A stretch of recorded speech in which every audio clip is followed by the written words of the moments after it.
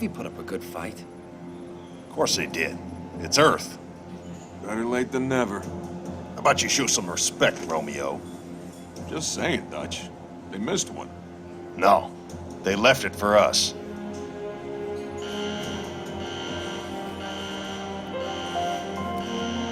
You know the music. Time to dance. Replacements? This many years into the war? Who isn't? At least they listen. To me. And they're not gonna like what they hear. Orders are orders. Come on, Veronica. What could be more important than that carry? My orders.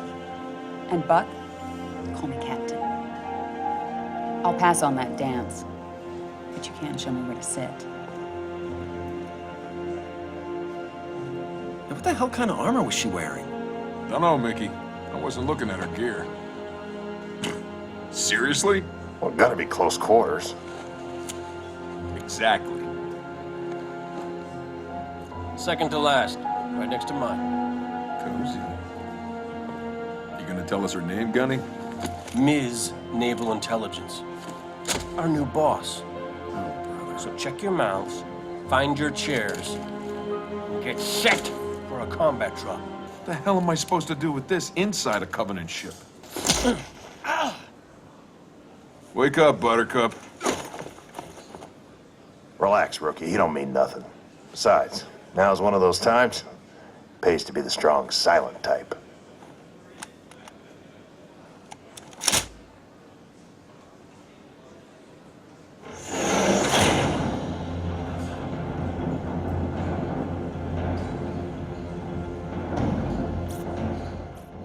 Latest intel reports Covenant troops are massing beneath the carrier. Pulling back? Why? Not gonna find out way up here. Troopers! We are green! It's very, very mean! So one thing I should point out too is just like in the prior Halo games, all of our cinematics are being rendered and run real-time in-engine. One of the nice things that allows us to do is have some interactivity, like I was able to look around through my pod while I was during that drop. Also, in our various languages that we ship, it allows us to do procedural lip syncing, so all the lip syncing is matching up to the language, which we wouldn't be able to do in a pre-rendered cinematic. To recap the cinematic there, though, you might have picked up on the mission that we thought we were going to do, which was to drop into the ship, got changed up on us midway. Apparently, Dare had a different agenda for us. We're not quite sure what that was. But unfortunately, that explosion sort of threw off our plans. We've now crashed in the city, so we're not quite sure what that mission was or what we're supposed to do.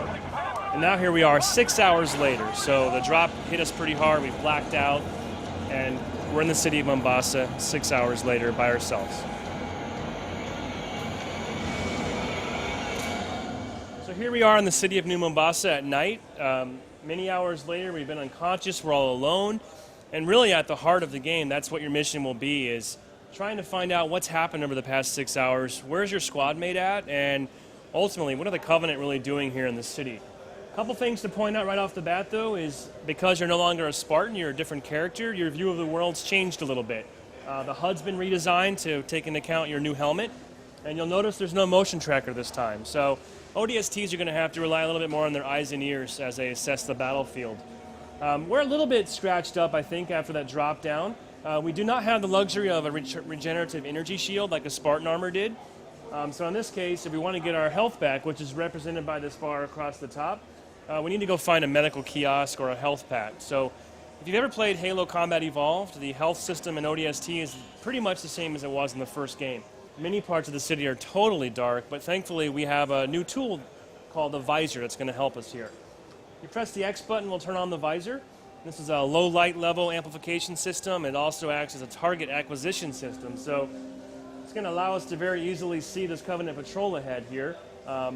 Normally a little bit more challenging for us, but all the enemies will be easily identified in red, and in a co-op game your teammates will show up in green. So at a distance in the dark, very easily can pick out friend from foe. ODSTs will come equipped with 2 new weapons. We have the sound suppressed submachine gun here. This is a really good mid-range suppressive fire weapon. But my personal favorite is the new pistol.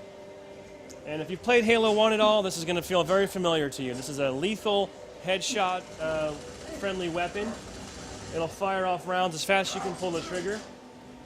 It's a pretty effective tool at dropping grunts, and once the shields are down, at taking out brutes as well. The core combat of ODST really hasn't changed. It definitely is still Halo. We didn't want to break what makes Halo gameplay what it is today and what people have come to know and love. But that said, playing as ODST does bring a few subtle differences. We already talked about the health, but you're not going to be able to pick up 2 guns anymore. You can't run quite as fast or jump quite as high.